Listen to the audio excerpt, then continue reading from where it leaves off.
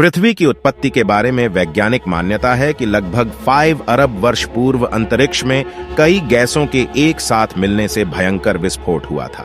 इससे आग का एक विशाल गोला बना, जिसे अब हम सूर्य कहते हैं। धमाका इतना जोरदार था कि चारों तरफ धूल के कण फैल गए और गुरुत्वाकर्षण बल के कारण ये कण पत्थर के छोटे छोटे टुकड़ों में बदल गए। कई सालों के अंतराल के बाद ये कण आपस में जुड़ने लगे और कुछ समय बाद सौर मंडल का जन्म हुआ। और इस तरह लाखों साल बाद गुरुत्वाकर्षण के कारण पत्थर और चट्टान आपस में जुड़ने लगे। इस तरह धरती आग के गोले के रूप में पैदा हो रही थी। वैज्ञानिक अवधारणा के अनुसार 4.54 अरब वर्ष पूर्व पृथ्वी का तापमान 1200 डिग्री सेल्सियस था। ऐसे समय में धरती पर सिर्फ उबलता हुआ लावा, चट्टानें और कई जहरीली गैसें हुआ करती थीं। ऐसे में पृथ्वी पर जीवन का अस्तित्व होना असंभव था। पृथ्वी की उत्पत्ति के समय थिया नामक ग्रह 50 किलोमीटर प्रति सेकंड की गति से पृथ्वी की ओर बढ़ रहा था। यह गति बंदूक से निकली गोली से 20 गुना अधिक होती है। ऐसे में जब थिया ग्रह पृथ्वी की सतह से टकराया तो जोरदार विस्फोट हुआ, जिससे बहुत सारा कचरा धरती से बाहर निकल गया और साथ ही वह ग्रह धरती में समा गया।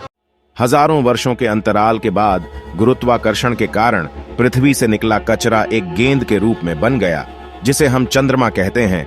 इस प्रकार चंद्रमा की उत्पत्ति हुई। पृथ्वी की उत्पत्ति के बाद अंतरिक्ष में बची शेष चट्टानें पृथ्वी पर गिरने लगीं। इन चट्टानों में अजीब प्रकार के क्रिस्टल होते थे, जिन्हें आज हम नमक के रूप में इस्तेमाल करते हैं। आपको जानकर हैरानी होगी कि इन चट्टानों के अंदर मौजूद नमक से समुद्र का पानी बनता है। वैज्ञानिकों के अनुसार ये चट्टानें करीब 20 करोड़ साल तक धरती पर गिरती रहीं, जिससे धरती ने समुद्र के रूप में ढेर सारा पानी इकट्ठा कर लिया।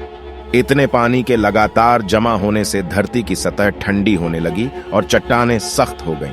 लेकिन लावा अभी भी उसी रूप में पृथ्वी के आंतरिक भाग में मौजूद था और सतह का तापमान 80 डिग्री सेल्सियस तक पहुंच गया था। पृथ्वी पर वर्तमान जल लाखों वर्ष पूर्व का है। उस समय चंद्रमा पृथ्वी के बहुत निकट था, जिसके कारण उसके गुरुत्वाकर्षण बल के कारण प्राय पृथ्वी पर तूफान आते रहते थे। परंतु एक लंबे अंतराल के बाद चंद्रमा और पृथ्वी के बीच दूरी बढ़ने के कारण पृथ्वी पर तूफान शांत होने लगे। धरती पर जीवन की इस यात्रा के दौरान 3.8 अरब साल पहले पानी की उत्पत्ति हुई थी। धरती पर लगातार ज्वालामुखी फट भी रहे थे और साथ ही उल्कापिंडों की बारिश भी हो रही थी। उल्कापिंडों के माध्यम से पानी और नमक के साथ साथ अन्य पदार्थ भी पृथ्वी पर आ रहे थे, जिसमें कार्बन और अमीनो एसिड आदि पदार्थ थे जो हर जीव जंतु और पौधे में मौजूद होते हैं। इतनी ऊंचाई से उल्कापिंड गिरने के कारण वे गहरे पानी में चले जाते थे, जहां सूर्य की किरणों का उन तक पहुंचना असंभव था। बाद में ये उल्कापिंड ठंडे होकर पानी में जमने लगे।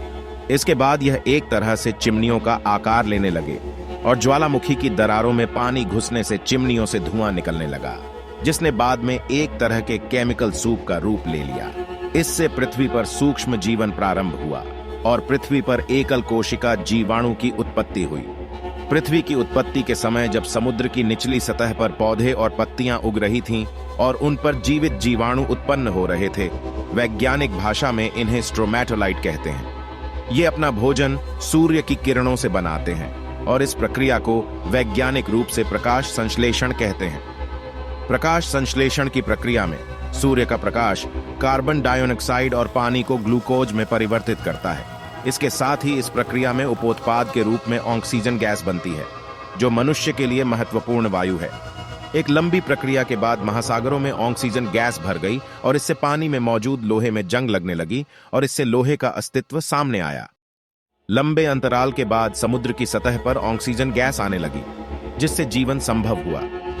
वैज्ञानिकों के अनुसार 2 अरब वर्षों तक पृथ्वी पर ऑक्सीजन का स्तर बढ़ता रहा और साथ ही पृथ्वी के घूमने की समय सीमा भी कम होती गई। आज से 1.5 अरब साल पहले एक दिन वर्तमान की तुलना में 16 घंटे का होता था। धीरे धीरे समय के साथ समुद्र के नीचे की भूमि की सतह बड़ी प्लेटों में तब्दील हो गई और उसके नीचे के लावा ने ऊपर की सतह को गतिमान कर दिया। ऐसे में पृथ्वी की सभी प्लेटें आपस में जुड़कर एक विशाल द्वीप बन गई। इस तरह लगभग 40 करोड़ साल पहले पृथ्वी के पहले सुपरकॉन्टिनेंट रोडेनिया का निर्माण हुआ था। इससे अब पृथ्वी का तापमान घटकर 30 डिग्री सेल्सियस हो गया था और दिन 18 घंटे लंबे होते थे।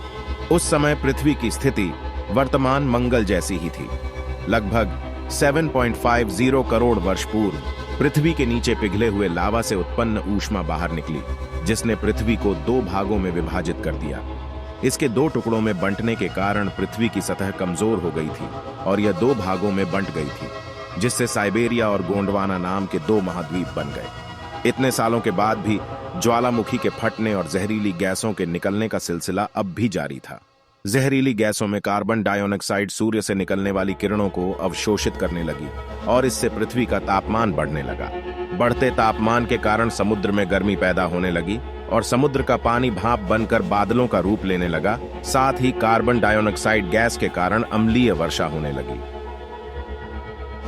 कार्बन डाइऑक्साइड के साथ वर्षा के कारण यह गैस चट्टानों और पत्थरों द्वारा अवशोषित हो गई और कुछ हजार वर्षों के बाद पृथ्वी का तापमान घटकर 0 से -50 डिग्री कम हो गया। इससे धरती बर्फ के गोले में तब्दील हो गई। ज्वालामुखी फटने की प्रक्रिया अभी भी चल रही थी, लेकिन बर्फ की अधिकता के कारण ज्वालामुखी से निकलने वाली गर्मी बर्फ को पिघला नहीं पा रही थी और इसके अलावा कोई अन्य स्रोत नहीं था जो जहरीली गैस कार्बन डाइऑक्साइड को अवशोषित कर सके। सभी चट्टानें और पत्थर बर्फ के नीचे दबे थे। कुछ समय बाद कार्बन डाइऑक्साइड गैस के बल ने सूर्य की गर्मी को अवशोषित करना शुरू कर दिया, जिससे बर्फ पिघलने लगी। इसके बाद पृथ्वी पर दिन 22 घंटे के हो गए। बर्फ के लगातार पिघलने से सूर्य से निकलने वाली हानिकारक पराबैंगनी किरणें सीधे पृथ्वी पर पड़ रही थीं, जिससे एक रासायनिक अभिक्रिया शुरू हो गई और पानी से हाइड्रोजन पेरोक्साइड बनने लगा और उसके टूटने के बाद ऑक्सीजन बनने लगी। जब ऑक्सीजन गैस धरती से 50 किमी ऊपर उठी तो वहां रासायनिक प्रतिक्रिया शुरू हो गई, जहां ओजोन नाम की एक परत बनी, जिसने सूर्य से आने वाली पराबैंगनी किरणों को सीधे धरती पर आने से रोकने का काम किया।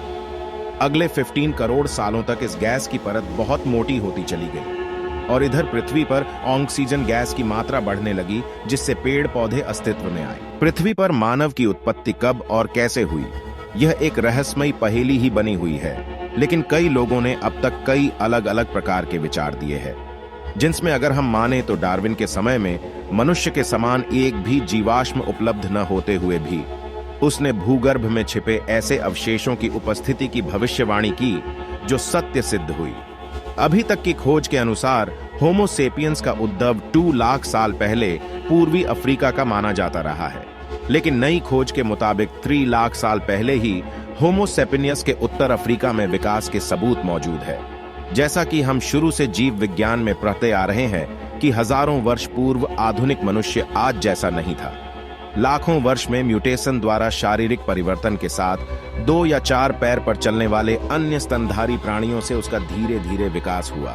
इसीलिए हम ये कह सकते हैं कि अभी तक पृथ्वी पर मानव की उत्पत्ति कब हुई, इस पहेली का कोई जवाब नहीं है। अब आपसे निवेदन है कि चैनल को सब्सक्राइब कर ले ताकि हमारे 1000 सब्सक्राइबर्स होने पर आपसे लाइव रूबरू हो सकें।